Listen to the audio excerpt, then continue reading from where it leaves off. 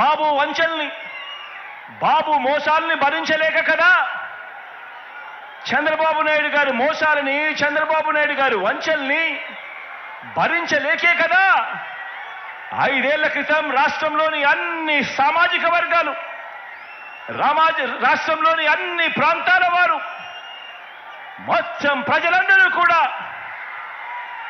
చొక్కా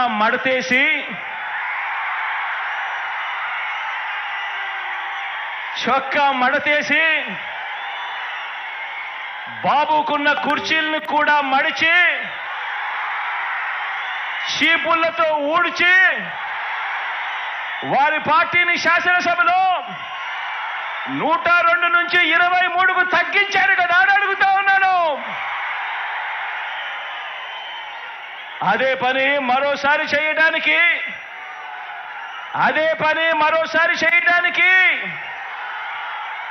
చొక్కాలు మడత వేయడానికి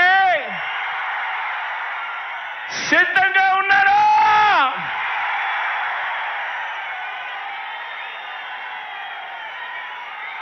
ఈ చంద్రబాబును సవాల్ చేస్తా ఉన్నాను. 14 ఏళ్ళు సీఎంగా ఉన్న మీ పేరు చెబితే ఇదే పెద్ద మనిషిని చంద్రబాబు నాయుడు గారిని ఇక్కడి నుంచి సవాలు విసురుతా ఉన్నా. 14 సంవత్సరాలు ముఖ్యమంత్రిగా పరిపాలన చేశారు. 14 ఏళ్ళు సీఎంగా ఉన్న మీ పేరు చెబితే గుర్తుకొచ్చేది వెన్నుపోట్లు, మోసాలు తప్ప మీ పేరు చెబితే కనీసం ఒక్కటంటే ఒక్క మంచి స్కీమ్ అయినా గుర్తుకొస్తుందా అని అడుగుతా ఉన్నాను. కనీసం మీరు చేసిన ఒక్కటంటే ఒక్క మంచైనా గుర్తుకొస్తుందా అని అడుగుతా ఉన్నాను.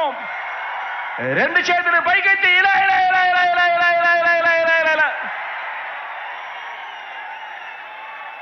మరి ఈ పెద్ద మనిషి చంద్రబాబు నాయుడు గారు చేయలేని పనులన్నీ దేవుడు దయతో మనం కేవలం ఈ 57 నెలల పాలనలోనే ఎంత చిత్తశుద్ధితో, ఎంతటి మమకారంతో చేశామో ఇవాళ 4 మాటలతో వివరిస్తాను. ఆ పథకాలన్నీ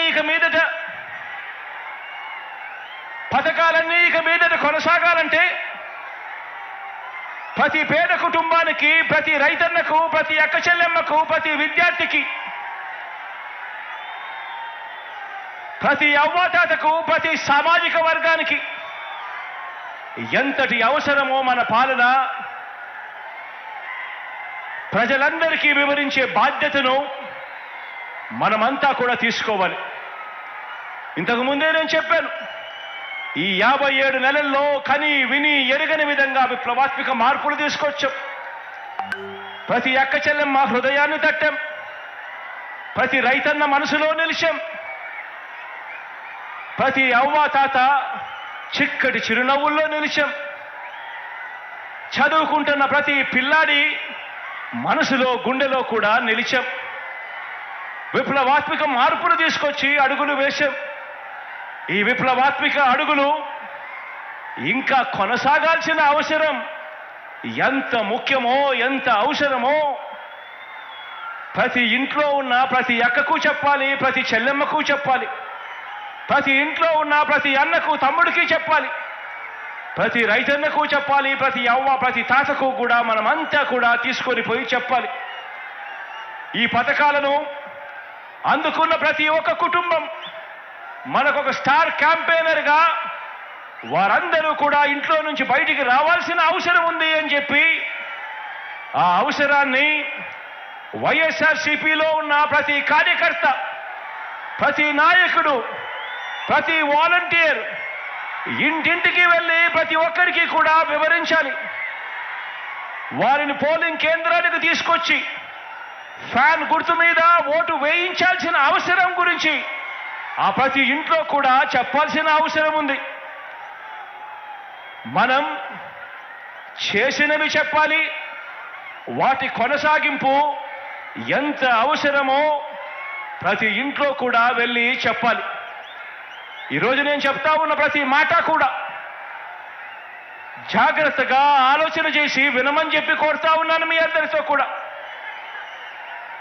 మన వైఎస్ఆర్సీపీకి ప్రజలు 2019లో ఒక్కసారి అధికారం ఇస్తేనే, మొదటిసారి ఛాన్స్ ఇస్తేనే రైతులకు అదనంగా ఇంతకు ముందు ఎప్పుడూ కూడా రైతన్న చూడని విధంగా ఒక రైతన్నకు రైతు భరోసాను తీసుకొచ్చి ఇచ్చాం. గ్రామాలలో రైతన్నకు చేయి పట్టుకుని నడిపించే ఆర్బీకే వ్యవస్థను గ్రామ స్థాయిలోకి తీసుకొని వచ్చి రైతన్నకు తోడుగా నిలిచాం.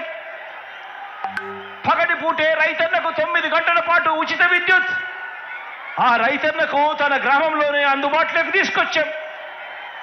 మొట్టమొదటిసారిగా ఏ సీజన్లో నష్టం జరిగితే ఆ సీజన్ ముగిసేలోగానే రైతన్నకు ఇన్పుట్ సబ్సిడీ ఇవ్వటం మొదలెట్టింది మీ బిడ్డ ప్రభుత్వం వచ్చిన తర్వాతనే.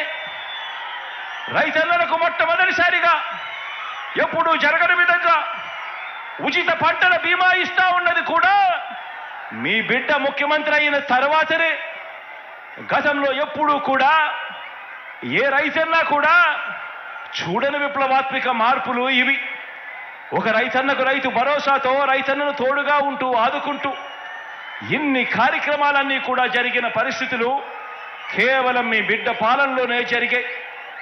ఈ పథకాలన్నీ కూడా ప్రతి రైతన్నకు కొనసాగాలన్నా, రైతులను పీడించే బాబు మార్కు దళారీ వ్యవస్థ మళ్ళీ రాకూడదన్నా, అందుకోసం ప్రతి ఒక్క రైతన్న కూడా బయటికి రావాల్సిన అవసరం ఉంది. స్టార్ క్యాంపెయినర్లుగా ఆ రైతన్న ముందుకొచ్చి ఇంకో 100 మందికి చెప్పవలసిన అవసరం ఉంది అని చెప్పి ప్రతి ఇంటికి వెళ్ళి ప్రతి రైతన్నకు కూడా చెప్పమని కోరుతా ఉన్నాను. ఈరోజు విందు భోజనం పెడతా అని, బిర్యానీ పెడతా అని మోసపూరిత ఆశ చూపించి చంద్రబాబు ఇప్పుడు మనం పెడతా ఉన్న అన్నాన్ని, గిన్నెని రెండింటినీ కూడా రైతన్న దగ్గర నుంచి లాక్కోవటానికి అడుగులు వేస్తా ఉన్నాడు. గతంలో ఇదే పెద్ద మనిషి చంద్రబాబు నాయుడు గారు తాను బేషరతుగా చేస్తానన్న 87,612 కోట్ల రూపాయల రుణమాఫీని ఓ మోసంలా ఎలా మార్చాడో ప్రతి రైతన్నకు కూడా గుర్తు చేయాల్సిన అవసరం మనలో ఉన్న ప్రతి కార్యకర్తకు ఉంది. 2019లో సీఎం అయిన మీ జగన్ పేరు చెబితే, మన వైఎస్ఆర్సీపీ పేరు చెబితే అక్క చెల్లెమ్మలకు గతంలో ఎప్పుడూ కూడా జరగని విధంగా ఈరోజు అక్క చెల్లెమ్మలకు ఓ అమ్మఒడి, అక్క చెల్లెమ్మలకు ఓ ఆసరా, అక్క చెల్లెమ్మలకు ఓ 0 వడ్డీ, అక్క చెల్లెమ్మలకు ఒక చేయూత, అక్క చెల్లెమ్మలకు ఒక కాపు నేస్తాం, ఒక ఈబీసీ నేస్తాం, ఒక 31 లక్షల ఇళ్ల పట్టాల పంపిణీ, 22 లక్షల ఇళ్ల నిర్మాణం వేగంగా జరుగుతా ఉన్న పరిస్థితులు.